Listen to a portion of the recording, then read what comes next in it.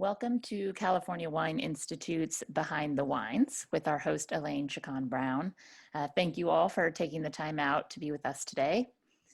As we move towards the busiest and most exciting time of the year, when the grapes come in for harvest, Elaine will guide conversations with leading figures behind some of California's most seminal wineries to learn how they have changed perceptions of California wine, established unknown regions, and raised standards to build California's profile as one of the world's top wine regions. They haven't done that in an isolated context. They've been heavily influenced by other great wine regions like Burgundy or Bordeaux, and in turn, they have helped shift viticulture and winemaking practices in those historic areas. This chapter aims to illustrate how the world has changed California and how California has changed the world. And today we have the privilege to welcome Ted Lemon. So before we get started, some housekeeping reminders for everyone. During the webinar, note that there are two communication methods available to participants that we encourage you to use. There is a chat section as well as a Q&A section. And these are different. The chat section is an informal way for you to communicate with other participants. So just be sure to select everyone in the to field, as it can default to panelists only. Then there's the Q&A section, and this is where we'd like you to submit your questions for Elaine and Ted to answer during this webinar. We will do our best to address your questions, but please know any that are not answered live will be provided in a Q&A summary in the email you'll receive following the program. And we'll also send a recording of this webinar in that email. Now I'd like to introduce our host, Elaine. In addition to writing for her own site, Waka Waka Wine Reviews, she serves as the American specialist for JancysRobinson.com and contributes to a long list of respected publications. She contributed to the 8th edition of the World Atlas of Wine, which has won multiple awards very recently, as well as the award-winning 4th edition of the Oxford Companion to Wine. She was named by the International Wine and Spirits Competition and Vinitaly as one of the world's top 5 wine communicators of the year for the last 2 years in a row. And Ted began his winemaking career by receiving an Enology degree in Dijon, France, and he was the first American ever selected as winemaker and vineyard manager of a Burgundian estate. He has been consultant to a number of prominent wineries in California and Oregon before starting Littorai Wines in 1993, producing vineyard-designated Pinot Noirs and Chardonnays from West Sonoma County and Anderson Valley using biodynamic methods. Among his many accolades, Ted was nominated for the James Beard Award for Wine and Spirits Professional of the Year in 2014, 2015, and 2016. Now, Elaine, I'll turn it over to you. Great. Hey, Ted, nice to see you. Hi, Elaine. Good morning. So I know internationally people are really curious about how harvest is going. So I thought we should just satiate their curiosity and start there. How's it looking on the Sonoma coast? So we are cranking up, cleaning tanks and doing all that good stuff. And it looks right now a little earlier, I think, than we expected. So we're going full steam. Overall vine health is good. We had a drought year, as you know, in California. And up until the last few weeks, the vines have shown almost no stress. Now, all of a sudden, of course, they're starting to show some stress, which is a good thing. They should be. I mean, if your vines aren't showing stress in a drought year, something's wrong with your farming. So, so we're starting to see a little bit of that. So that'll be somewhat of a concern. But you know, cluster health is great. Ripening's veration's going fast. So yeah, it's happening, and so far it looks good. Quite a contrast, Elaine, between the Sonoma coast and Anderson Valley right now, meaning that the last 3 weeks have seen very little fog and much warmer temperatures in Anderson Valley than the Sonoma coast, and you know that speaks to just how complex things can be in our beautiful state. Well, and so just to give people a sense, how big of a kind of time difference is there generally between harvest in the northern parts of Anderson Valley where your vineyards tend to be and then the coastal parts of Sonoma? I realize that's a big variation, but. Sure, they're usually mixed, meaning that, you know, we'll start, there's one warmer site on the Sonoma coast called Mays Canyon Pinot Noir, which we'll usually do first. But then after that, it's a real mixed mixed bag. We can go easily from Anderson Valley one day to Sonoma Coast the next. So just in terms of Pinot, how long might harvest be, considering, you have multiple sites in Anderson Valley, multiple sites in Sonoma Coast. How long might that last? So to give people a sense, we're probably picking a total of about 30 times during the course of harvest over a total of about 15 sites, something like that, maybe a little bit more. And that can be all over the map. It can be as little as 8 or 9 days of harvest, and as much as almost a month. It just every year is really different. Yeah, no, because especially with these two areas that we're talking about, one of the things that you've really done with Littorai in California is really focused on those kind of boundary regions where we're like just getting the Pinot ripe. You I think have really helped lead that kind of march to the coast, so to speak, and help find those sites that definitely get the ripeness, but stay on the cooler side at the same time. So yeah, generationally, Anderson Valley is a little different. Anderson Valley was established sooner than the Sonoma Coast, for sure, or at least we hope will become the West Sonoma Coast. And so there's a whole generation before me there in Navarro Vineyards, Ted Bennett, Deborah Kahn, things like Ed Meads and the Hush Winery, etc. So there's a longer history there.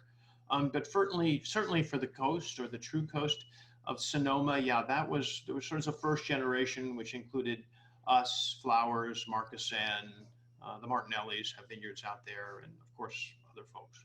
Well, let's go ahead and look at some maps just to help people see where we're talking about too. I think that'd be really helpful. So we always start with this broader California map, of course, just to help people see where we are. And the black box that Katie has situated shows where we're going to be focusing on. So as you can tell, that orange area delineates the North Coast, which is its own broad growing region. And within the North Coast, we have both Mendocino and Sonoma, as well as Napa, Lake County, and Marin. But today we'll talk about Anderson Valley and Mendocino, and then the Sonoma Coast as well. One of the important things to remember is that there's a really strong ocean current there right on the coast of California that goes all along the North Coast. And it's actually one of the coldest ocean currents in the world. And the interaction of that cold ocean with the mountains creates really quite profound maritime influence in these regions that we're going to talk about. And so as Ted mentioned, the fog is one of the really important roles here. Now, so again, remember, this is the North Coast of California. Katie's beautifully made a Google map that helps us see some of the texture of the region. We are looking at north of San Francisco Bay. Anderson Valley AVA there is located in Mendocino. And then we can also see the Sonoma County outline south of Anderson Valley. And within it, the blue area is the Sonoma Coast AVA. So again, for a sense of perspective, using this Google Earth, right? It's only that extreme far right part of the screen where you can start to see the beginnings of the Central Valley. And this geology, the geology of the coast, is much, much younger than some of the older soils in other parts of California. And of course, that has to do with the plate tectonics and the meeting of the Pacific and the continental plate, and has created this amazing diversity that we deal with. Well, and a couple of weeks ago, we actually were lucky enough to have a geologist as a guest on the episode. Brenna Quigley talked to us about the land formation process of this region. And so, of course, the San Andreas Fault runs right through both the Sonoma Coast and the Anderson Valley. And these are actually the youngest parts of the San Andreas Fault. So like you're saying, the youngest soil production as well. But importantly, as we look at Anderson Valley here, the northern part of the valley, you can see the texture there. The dark green areas are actually forests on mountain ridges. And so the northernmost part of the valley, Anderson Valley, is actually also the closest to the ocean, as there's a river canyon there. And the river really helps define the Anderson Valley very importantly too. And so Wendling we'll talk about in a minute, but it's actually one of the, my understanding is the northernmost site in Anderson Valley. Isn't that right? Yeah, so it's nothing in wine is ever simple, of course. It is the closest to the ocean within the valley, but as you just pointed out, there are other vineyards within the AVA up on the ridges in that left-hand upper corner that are technically closer to the ocean. Right. They're just up at elevation. Right. And so your proximity to the river and proximity to the ocean creates a really a complex area. But let's go ahead and step back and just start our conversation and let's go ahead and actually look at Chardonnay, and then we can get into the Pinots and talk more about the texture of these regions. But I love that, you know, your focus really is primarily on Pinot, and your career has kind of revolved around Pinot all over the world, actually. But I have to say, I'm a huge fan of your Chardonnay, so I appreciate you indulging me and letting us include one. So let's go ahead and talk about the Thieriot Vineyard Chardonnay that you've selected, the 2018. This is a really unique site, and as people might have seen in the map, it's really quite tucked into the ridges near Occidental in the Sonoma Mountains there. Right. So if you see that map, there are only a couple of vineyards to the west of this, within about a half a mile of Thieriot. And this Chardonnay is a couple of acres. It's dry farmed. It's planted in '96. Has been dry farmed for many, many years. And as Elaine pointed out, we don't make a lot of Chardonnay at Littorai, and actually it's kind of the opposite of what you might think. It's because I really feel that it needs an enormous amount of attention to make really great Chardonnay. And so we keep it really small so that I can be very much hands-on with every step of the process. Sometimes we'll get the question about what's the name? Well, Thieriot is the family name, and BA are the initials of the owner, Bridget Ann Thieriot. So that's where that name comes from, an old French name, but fourth generation, I think, American family. So we leased this, you know, many years ago. We farm it ourselves. It's farmed biodynamically. These are gold-rich soils, so sandy loam, and they are not low vigor vines. They're relatively vigorous, and on the other hand, unfortunately, they struggle to produce more than about 2 tons per acre or 30 hectos per hectare. The thing is that it brings this sort of lithe concentration.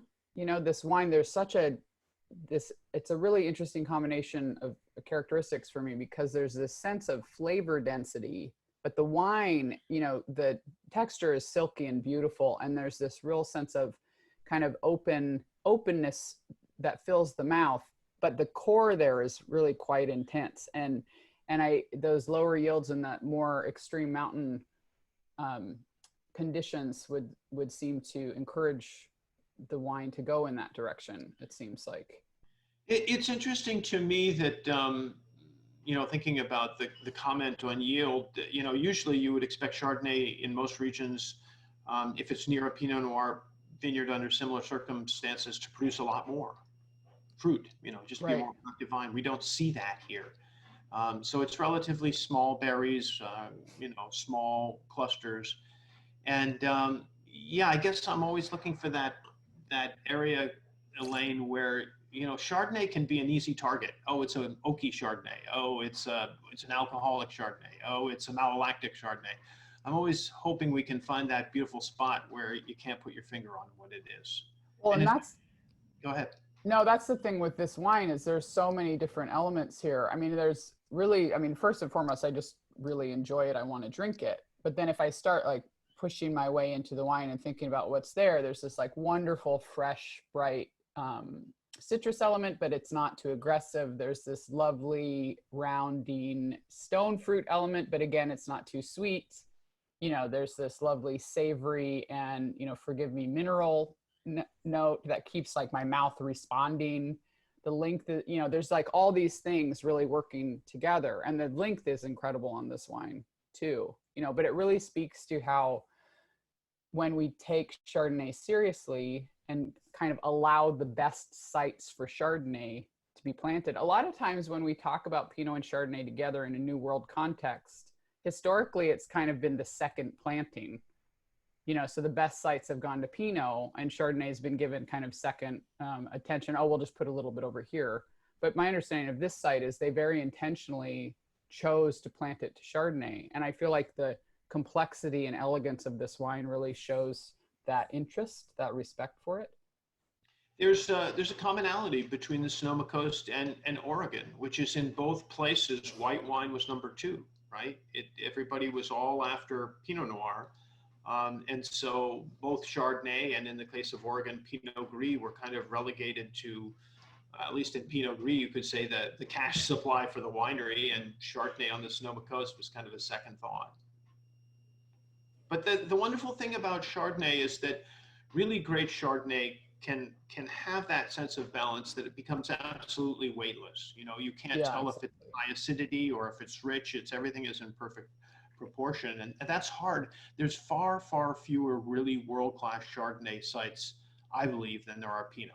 Most people don't realize that, but if you start doing the math in your head, how many great Chardonnay places are there in the world? Well, you've got 3 villages in the Côte de Beaune, and then you're going to say, okay, there's that place called Chablis, and then all of a sudden, even someone like you're going to start talking about vineyards. You're going to say Mount Eden vineyards, or you're going to say, someone from the Margaret River, but you're going to talk about wineries and not areas. Yeah, and the point that you make about there's a kind of weightlessness yet concentration, that sort of inexplicable combination of factors with Chardonnay, like you have to taste that to believe it's possible.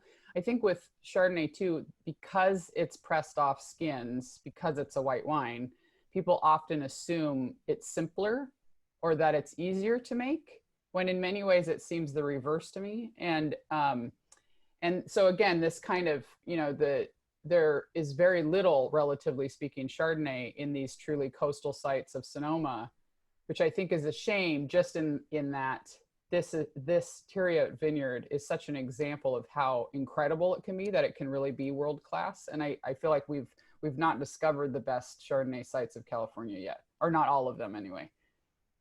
I'm with you 100%.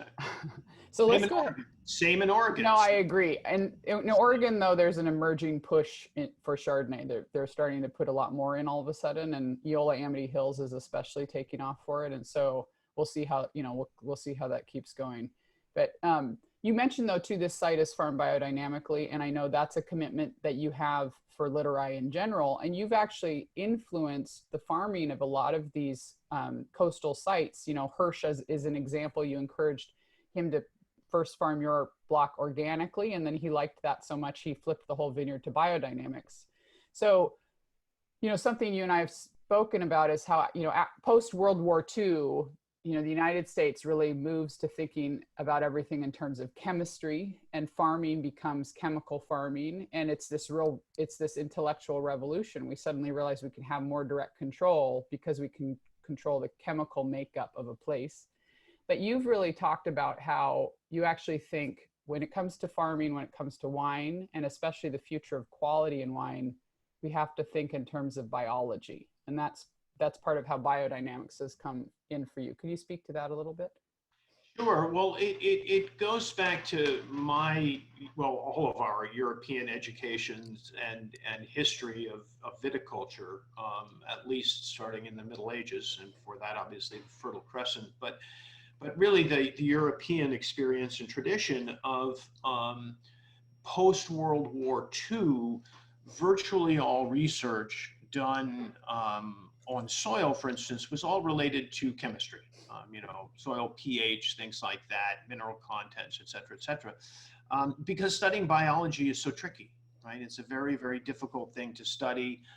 You're dealing with living creatures from a peer-reviewed Western scientific perspective. It's very tough. And so most of us have a post-World War II education in which we don't think of the soil, at least in viticulture, as being alive. And I think that's the great loss to all of us around the world. It's not specific to the West Sonoma Coast or California. It's true in Europe also, that we need to do that process of rediscovering that the biology of terroir is just as important as the geology of terroir. And we have a unique opportunity here, meaning the West Sonoma Coast, parts of Anderson Valley, and in the US in general, to do a different kind of viticulture. Because much of it is not a monoculture. We have our monocultures, we have our large valleys, but a lot of it is not. And that's really exciting. And I think you see the same thing in France. The leading edge is not, we love Burgundy, we love Bordeaux, but the leading edge is not there. The leading edge is really in the hinterlands or the Loire Valley or places where there's more space for diverse inputs. Right, and exploration. There's still room for exploration. Well, and so especially in like these kinds of places we're talking about, and let's go ahead and start looking at the Pinots. We're going to start with the Savoy vineyard up in Anderson Valley. But something that Anderson Valley and Sonoma Coast have in common is how incredibly textural they are, and so like you're saying, you can't, they're both these areas where you can't just do grand sweeping farming. You have to really do tactile, dig into the place, textural, site by site, and even block by block farming. And we'll keep talking about that, but let's go ahead and look at the Savoy vineyard and the map again, if we could, to see where we're talking about. But while we're doing that, Ted, could you go ahead and tell, this is a really important site for your history with Littorai and also for the Anderson Valley. Could you tell us more about the Savoy? Sure. This is out middle of Anderson Valley, as you can see from the map, outside the little town of Philo, planted by Rich Savoy in the early 1990s. And so it was just coming into production when we met with Rich to look at it. And it's this beautiful, gentle 2% slope. It's not a mountaintop, obviously, a relatively protected little part of Anderson Valley. And to give people an idea of how much smaller this valley is than, say, Napa Valley or the Valley of the Moon, at the point where Savoy is located in the valley, across the valley is only the width of Savoy Vineyard and the highway. I mean, there's no vineyards on either side of this site. So it's the valley gets quite narrow here. And we just thought the site was very interesting right from day one. So we were the first to vineyard designate it in '95 and have been making it since. And, it's a typical combination of clones, but it is more alluvial in nature, right? The soils are so a little closer to what you might find in parts of the Russian River Valley or parts of Napa Valley in terms of not being mountaintop soils. Right, and really influenced by the river. Very influenced by the river and the wandering of the river across the valley. And also it's dry farmed. It's been dry farmed like Thieriot since the early 2000s, probably since 2003. So it's not farmed biodynamically. This is farmed organically. Nothing at Littorai is certified, so no Demeter certification, no USDA. That's a personal choice. But there's a bunch of really wonderful wineries making wine from Savoy vineyards, including the owners, which are Fell, who make a terrific bottling of Pinot Noir from it. Well, and this particular site too, I mean, it's, again, you were the first to vineyard designate it, and I think that helped shift people's thinking about this specific site. But the timing in the early 90s, now I think we tend to take for granted the idea of a vineyard designated Pinot, but actually in the early mid 90s, it was far less common. And then the idea of doing a vineyard designate in Anderson Valley, that really wasn't the norm at the time. So what kind of drove your thinking in saying, no, these places deserve to be vineyard designated? If you step back and look at the history of Anderson Valley, there's a couple of things that stick out. One is that there's actually a fair amount of winery-owned vineyard land, and hence, obviously, for people like me who had no money back then, and Heidi, we had no cash to buy a vineyard. So the number of vineyards available to purchase fruit from was limited. And in the early or the late 80s and early 90s, it was really dominated by the sparkling wine business. So if you were buying grapes, people were really growing grapes for sparkling wines. So number one was reduce yields, improve viticulture, so that you could make better quality still wines, so that the Pinots had better phenolic ripeness and all the buzzwords that we'd all talk about today. So that was, job number one. And by the time we looked for sites that had the right clones and a grower who cared, with everything that was already tied up by owned wineries, it made the choice pretty quick, pretty easy back then. Not so easy today. Well, and one of the things too that is sort of emerging from how you're describing locating a site like this, you were actually the first in California to do a by acreage vineyard contract. And so, just to clarify what I mean by that, California's winemaking culture really depends on purchasing fruit, but a lot of that fruit purchasing is done by the ton. But you actually came in and seen a site like Savoy and so so many others that you work with where you're buying fruit. You decided the farming is the most important part. We have a quality site, so we have to increase the farming, but the best way to do that is to pay by the acre instead of by the ton, because it kind of creates an insurance policy for both of you. You can guide the farming and they get paid whatever the yields that year. So again, could you speak to that way of thinking and the process and what made you decide it was worth making that kind of commitment? Because it also implies a real change in thinking that you're asking for from the farmer. Yeah, it does. So first modern by the acre contract back in 93, and the motivation, as is obvious, is to control yields and get the grower on the same side of the fence as the winery. And this really didn't exist here at that time. And it's worth noting that even today in many regions of Europe, it doesn't exist, or it's very, very rare. You buy by the kilo often in Europe, depending on the location, as opposed to buying by the acreage. And there's a wonderful tendency in some regions of Europe for the growers to say, well, it's my vineyard, I'm going to darn well farm it to whatever level I want, which I appreciate. And it's a wonderful, sort of traditional peasant-driven way of seeing things. But there's advantages to not having that, in that there was much greater acceptance quite quickly in the United States than I think in some parts of Europe experienced. So you're no longer buying by the ton, so they're out of that business. You come up with a contract that you both understand. But Elaine, it's like any other contract in this world, in any other domain, it's all about who you work with, right? The relationships, yeah. There's no guarantee, there's no contract, especially in farming, that's really going to guarantee anything. So pick your partners well, and I think with people like Rich Savoy and David Hirsch, we've been incredibly fortunate.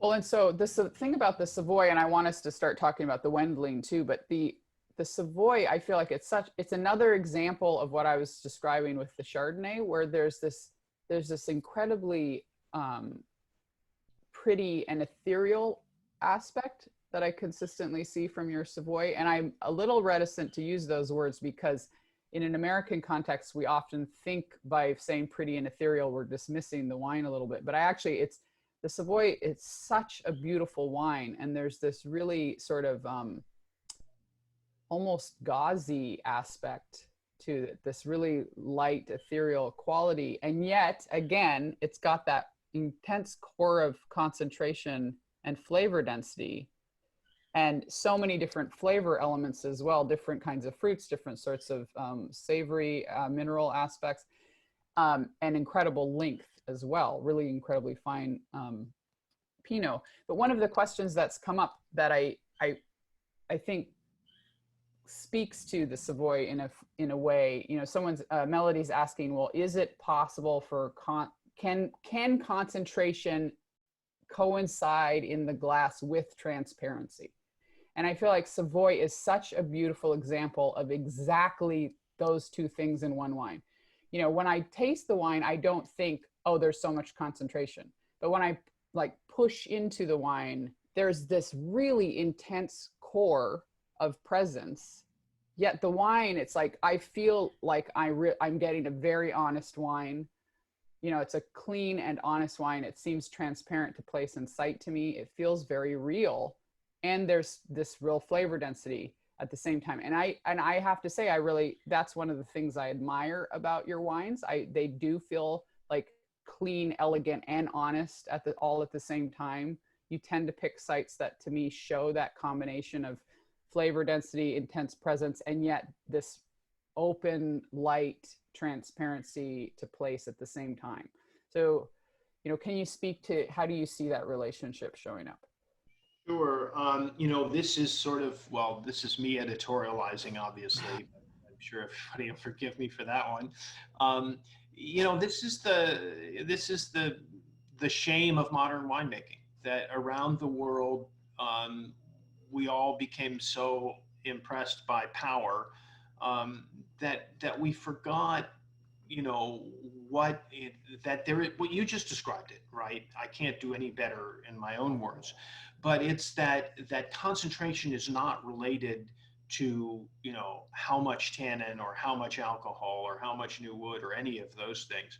And it can in fact be a form of transparency, and that's what interests us. I mean, I really love that, and I find a lot of the wines that get a lot of attention even to this day are not that, right? They're very powerful, driven wines, and they're all over the world. That's fine. It's great style, great for some people. But I'm haunted by the sirens across the ocean as I travel on my boat. Well, it's so, looking at the Wendling vineyard, you know, this is a vineyard that you helped develop, and it's we were talking earlier about it's closest to the ocean in one sense, in the Anderson Valley, though not necessarily literally by kilometers. As there are some that are closer in the strict kilometer sense, but they're up in the mountains. But because Wendling is closer to the river, it has more direct ocean influence.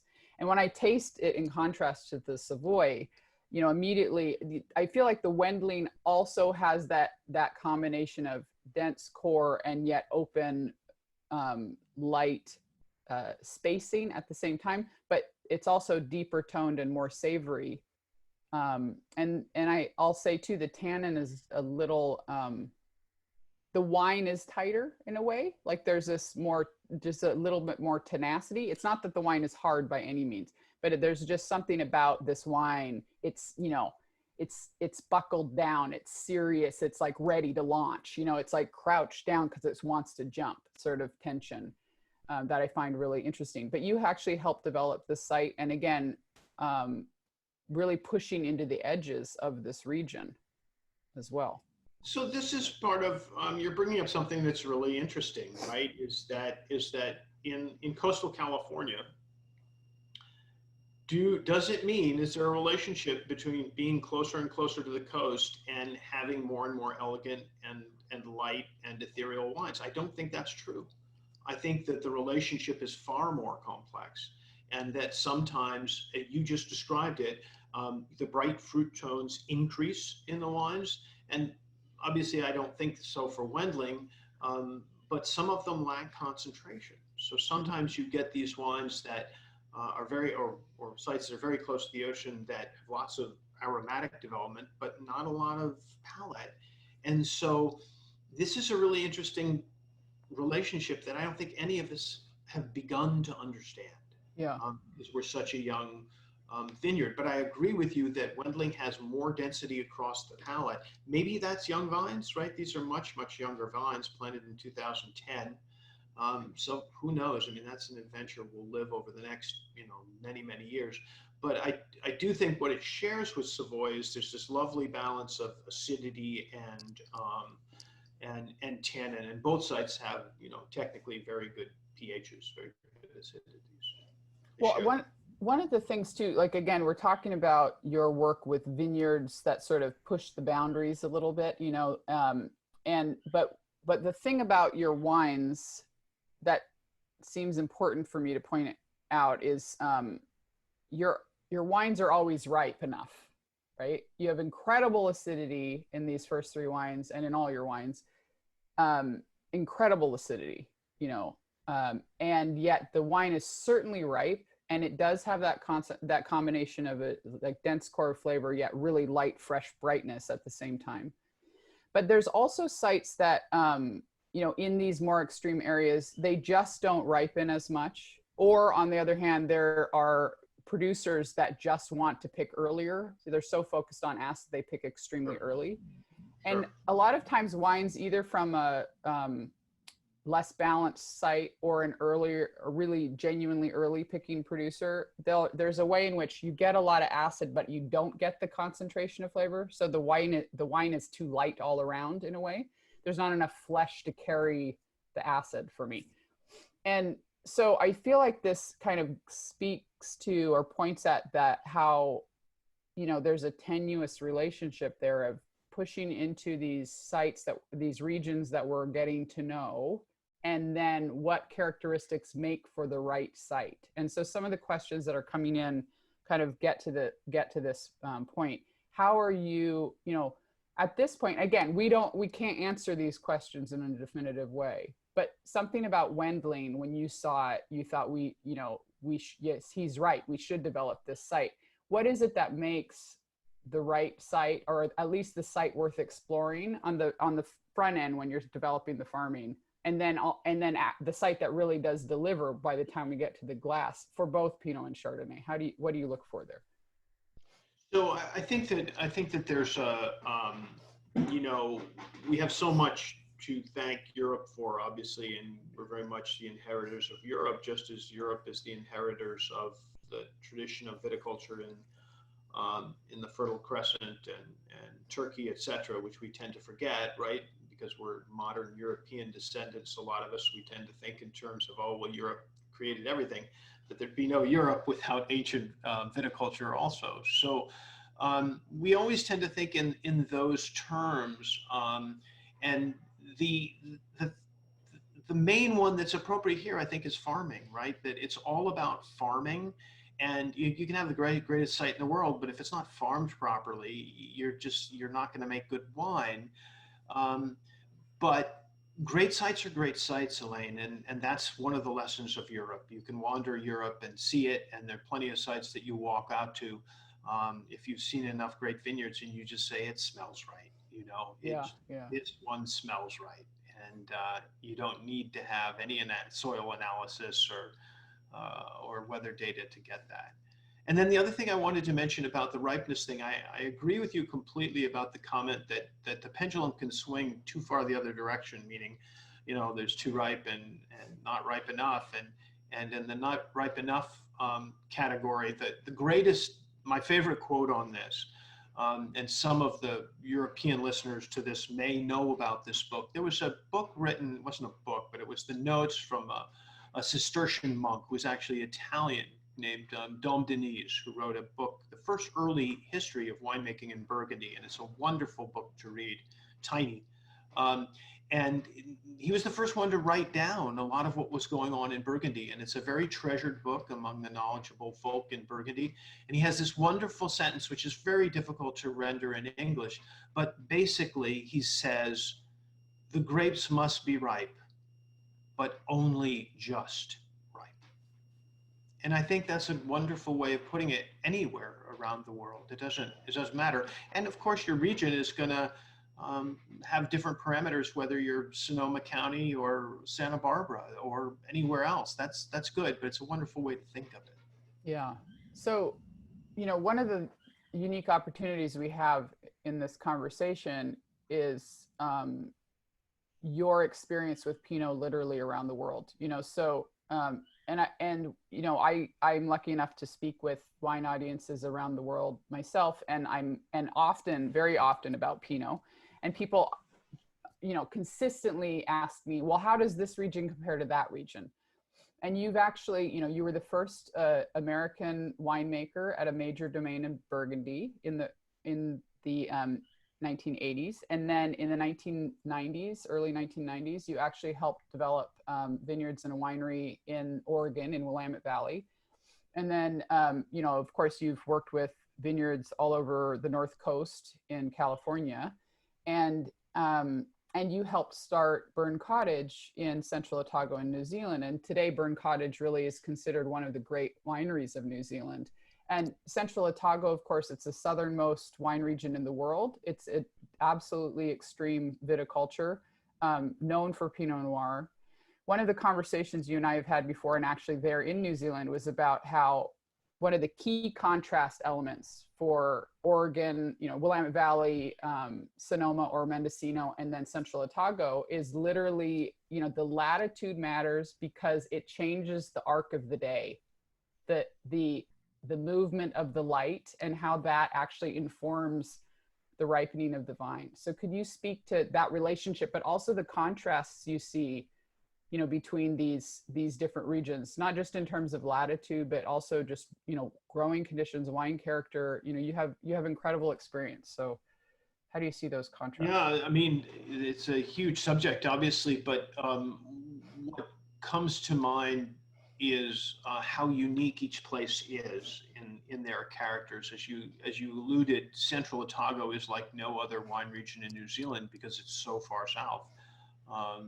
And really almost in the rest of the world, other than Patagonia. So the quality of light is really different. The days are extremely long, as you know, in midsummer. And it's located on an island. So it's Pinot Noir, growing on an island, which is not something many of us have experience with in the rest of the world. Those are utterly unique. The UV intensity is by far greater in Central Otago, and of course in all of New Zealand than most of the rest of the world. So that's a really interesting question. I think that contributes largely to why you get some amazing Pinot Noir colors in New Zealand with absolutely no other grape varieties in it. So that's one thing. And of course, Oregon much further north in latitude than California is. And often very, very wet soils in the spring. So you can have a really difficult start to the year. On the far end, of course, it can be shut down by rain quite severely. It can start and then you're pretty much done. So you struggle with that. But it's interesting to know, one little tidbit is people would tend to forget this, but right now throughout midsummer, right, our days are shorter in California than in either of those two places. So we don't experience actually as much daylight as they do. And the cross, I believe, is only September 7th or 8th when that reverses again and the California days are longer as the northern and far southern latitudes days get much shorter. That's one of the reasons why in coastal California, you can ripen varieties that require a lot more sunlight hours than just Pinot Noir, because you have these longer days during the fall. And it all adds up to really unique characteristics for each. You do a much better job than I can on describing those regional differences. But I think it's a lot of fun, and I just admire those differences, and I think it's important we all seek to emphasize them. Right. Well, and Central Otago and Willamette Valley generally because they have longer sunlight hours during the days in the growing season, they also actually have a shorter length of the growing season. So they have more sunlight in any particular day, but the number of days are really quite compressed. And so there's a way in which the vines have to hurry up and go. But at the same time, at the end of the season, whether the vines have gotten there or not, because the daylight hours are getting shorter so much faster, because Oregon's far north, Central Otago's far south, the vines are done. Like they hit a point at the end of the season where they're done. The sun has told them it's the end of the growing season. And California has a different sort of balance. So the growing season's longer, the days are shorter, the ripening happens a little more slower pace, and just because of the light exposure, the length of light exposure. And then, like you're saying, that means that the season can kind of slowly extend into fall. And at that point, we're ripening actually with much, and harvesting with much cooler temperatures, because there's less light in the day and it's later in the season. Yeah, and what you were saying about the end of the season is particularly dramatic in Central Otago, less so in Oregon. I mean, Oregon is often more driven by rain. Central Otago, as you know, very low rainfall totals across the year. Rainfall spread out quite evenly throughout the year, surprisingly so. But as you said, when it's the end of the season in Central, you're pretty much there, and that's that. You can close the barn and walk away. One experiences less of that in both Oregon and California. So So that's definitely a significant difference. Do you have any comments on how you have, ways that you have to farm differently between Well, the? the other thing I would say, and we forget this because we are diurnal creatures, but the nighttime temperatures are really quite different in these regions. So we're a region of fog on the coast, and we're the only one of those three regions in which you can have, and this has been true the last 3 weeks of this season, every night 100% humidity, and yet you have no rainfall. Which I want to make sure everybody heard that, right? That's mind-boggling. No rainfall, because a lot of times we forget how complex these things are, right? We just talk in terms of rainfall and assume that gets at the water content for us. But actually, you're describing a situation where there's no rainfall during the growing season, but this is a region where vine health can be maintained in a different way because you actually get 100% humidity at night via fog.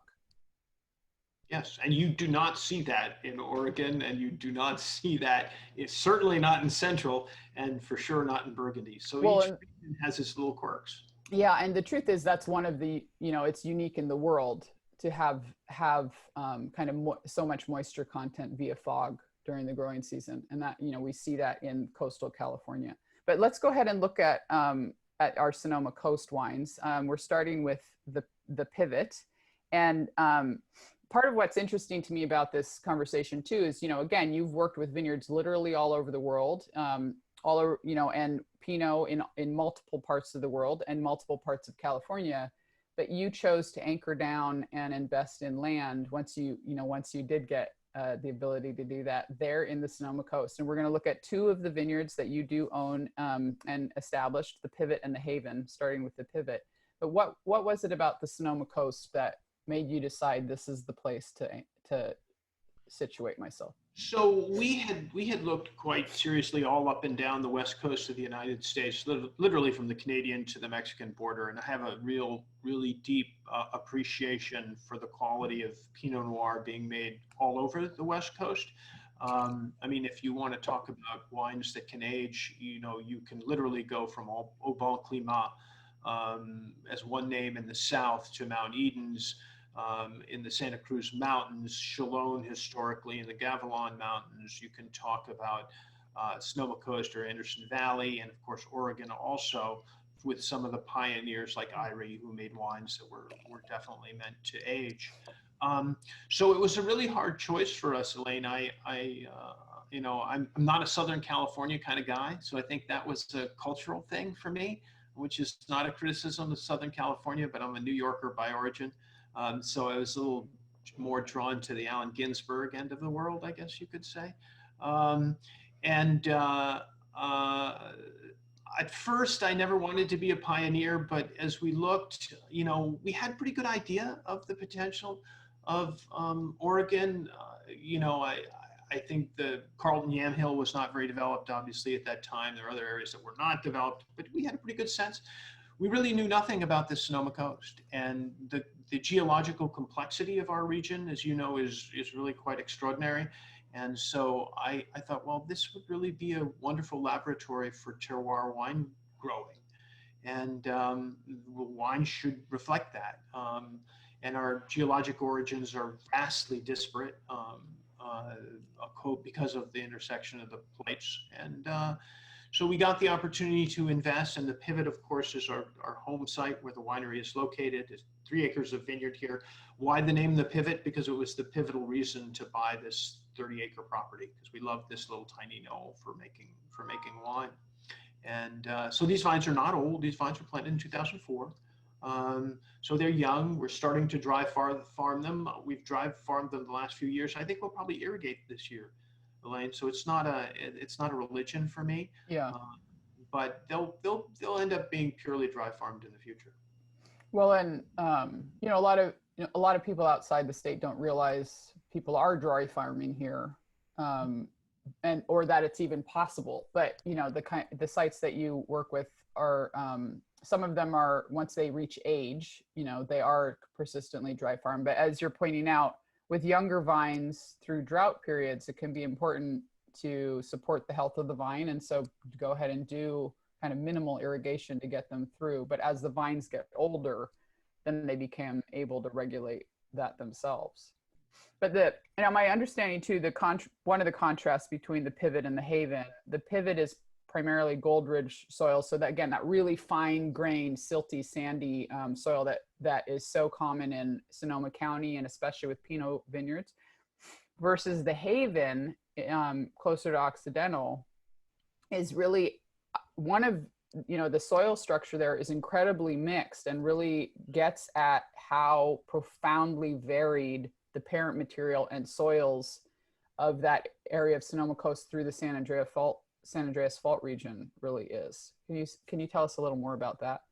Sure. So this is 5 acres of vineyard on which you have 4 radically different soil origins. I don't have any other site that we work of that's as complex as that. So there is what is sometimes called Boomer series, which is greenstone undersea volcanics pushed up over the millennia. They weather to red when they're oxidized, so they appear red. So that's one undersea volcanic ooze is one of those things. Then there's something called Yorkville, which is soil derived from serpentine. Serpentine is a metamorphic parent rock in California. A lot of times the soils that derive from it have high mineral content and are difficult, but Yorkville is actually pretty good for growing things on. So part of it is Yorkville. So that's metamorphic rock. Then we have shale down at the bottom of it, very rocky, fine, layered rock with very, very little soil on it. And then there's a section of alluvial soil also that ended up perched at 1,200 feet, above the ocean. So it's a real mix in a very small area. And we more or less pick it by soil. It's a combination of soil and ripeness, but we're pretty careful to where we can to have different tanks according to fermenters, according to the soil types. Well, and so we don't want to get too insanely geeky, but to honor the question Vino Girl's asking, a site like the Haven that is so incredibly mixed with soils, the mineral structure you're referencing there is quite varied. So, to what extent did you develop a site like that? And I know you've talked about this in relation to the Wendling. You actually switch up the rootstock choices based on change in soil quality. To what extent are you able to do that in relation to the changes in literal parent material of the soils in a site like the Haven? This is the great error of a lot of New World viticulture, is that when people plant, they plow right through changes in soil depth and structure and origin, et cetera.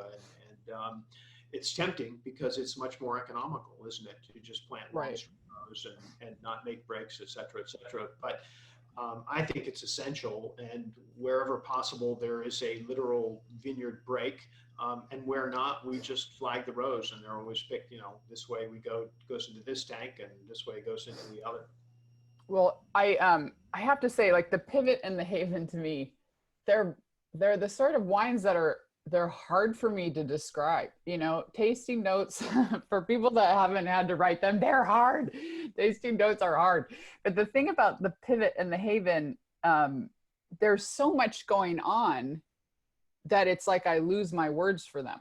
I have a hard time describing them. The thing about the Haven, though, a lot wine skeptics would think this is absurd, but it feels like there's lots of different rocks in the mouth for me. Like there's this something about it that implies all these different components to me, and like it is a rocky place. And versus the Pivot, there's this sort of beautiful red fruit and a savory core and this kind of melting gorgeous tannin.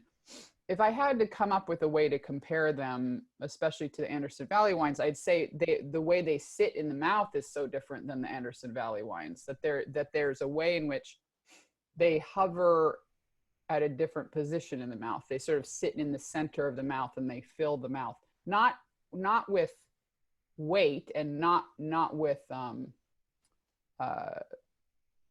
flesh, but just they just they're more perfectly round and fill the mouth, and yet have, again, that combination of density, a core density of flavor, but then with this openness, you know. And what's exciting to me about that is it really speaks to how, again, your wines have a kind of consistency to them. There's that sense of transparency with concentration of flavor.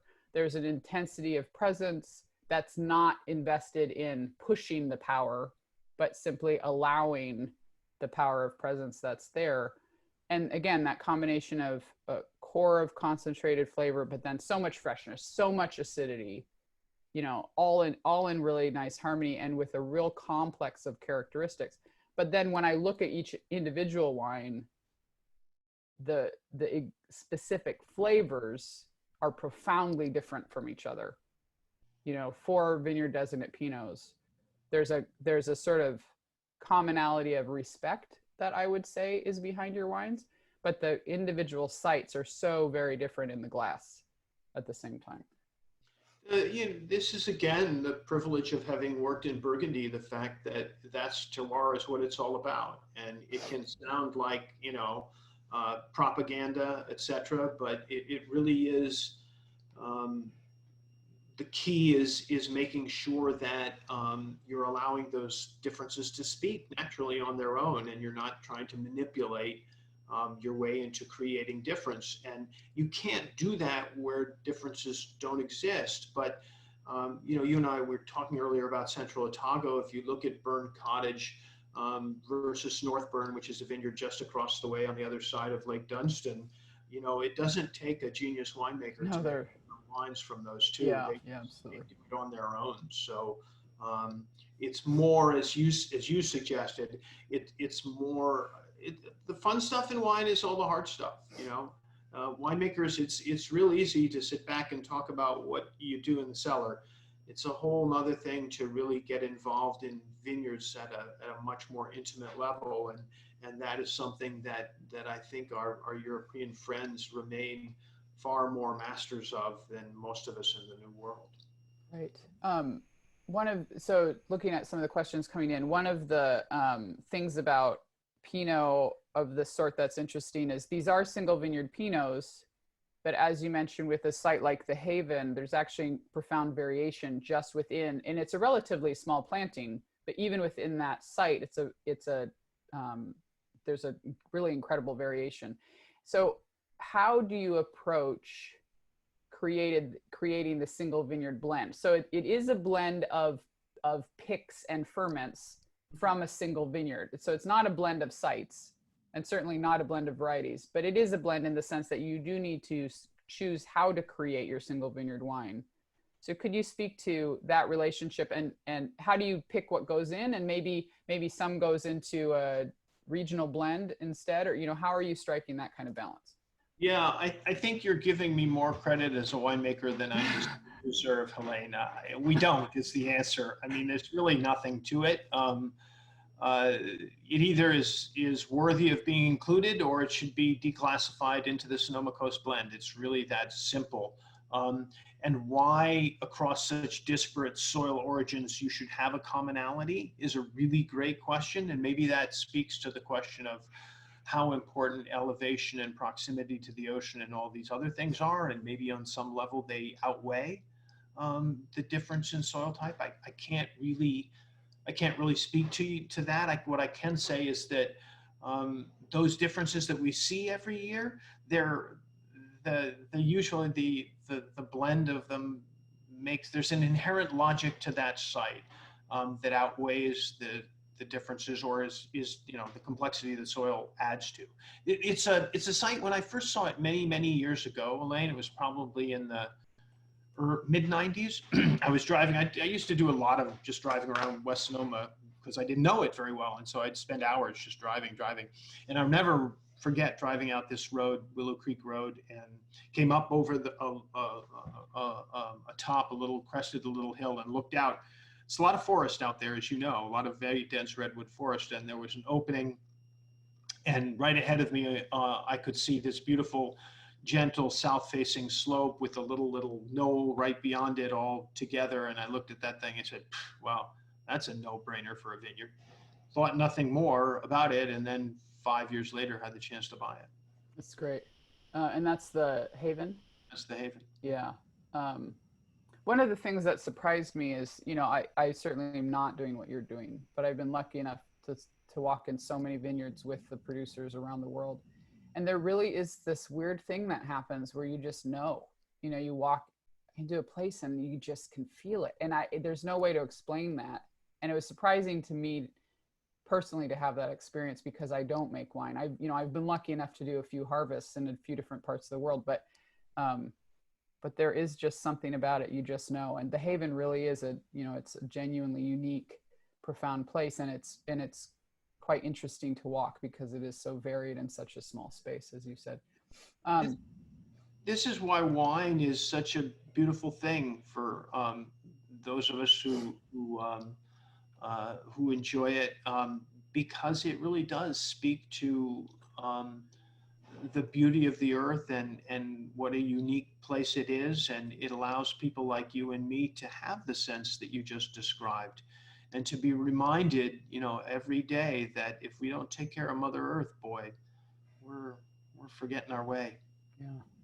Well, I really want to thank you for spending this time with us today and talking through so many different parts of the world and your unique history as a winemaker. I'm really grateful for you being here.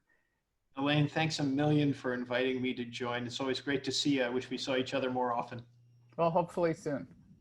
Ciao. Thanks. All right, thank you, Elaine. Thank you, Ted.